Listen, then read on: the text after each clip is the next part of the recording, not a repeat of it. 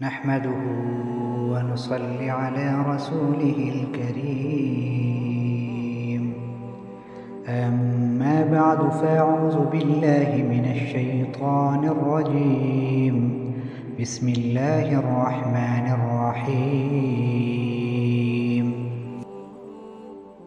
تمام تعریفیں اس رب کے لیے ہیں جو زمین و آسمان کا مالک ہے، جو دلوں کے راز جانتا ہے، جو آنکھوں کے آنسو دیکھتا ہے، جو ٹوٹے دلوں کی آہ سنتا ہے، جو مانگنے سے خوش ہوتا ہے، جو دینے میں کمی نہیں کرتا اور جس کے خزانے کبھی ختم نہیں ہوتے.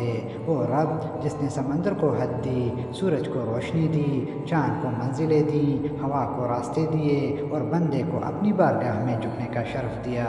وہ رب جو نافرمان کو بھی رزق دیتا ہے، گنہگار کو بھی مہلت دیتا ہے اور بار بار پلٹنے والے کو ہر بار معاف فرما دیتا ہے.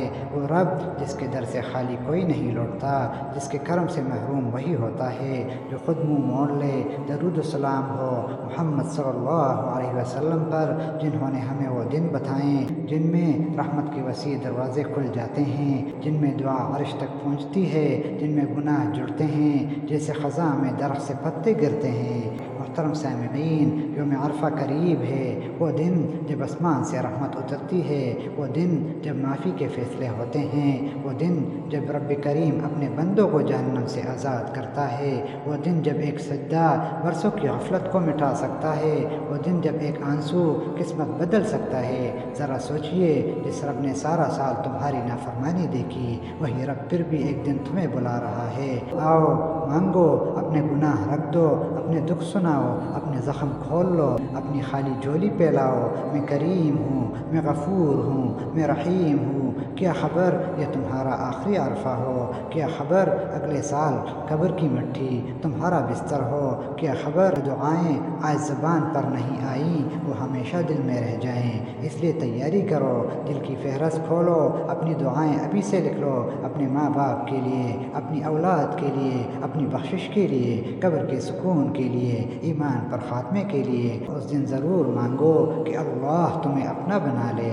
عرفہ کا دن صرف روزہ نہیں، صرف ذکر نہیں، بلکہ ٹوٹ جانا ہے، جھک جانا ہے، رو پڑنا ہے اور اپنے رب کے سامنے ایسے گڑ گڑانا ہے جیسے ڈوبتا ہوا شخص آخری سانس میں مدد مانگتا ہو.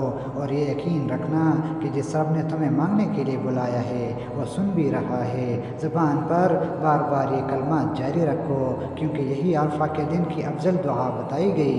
لا الہ الا اللہ وحدہ لا شریک لہ، لہ الملک و لہ الحمد وہو علی کل شیء قدیر. اور اگر تم روزہ رکھ سکتے ہو تو رکھو، کیونکہ غیر حاجی کے لیے عرفہ کا روزہ گزشتہ اور آئندہ ایک سال کے گناہوں کا کفارہ بتایا گیا.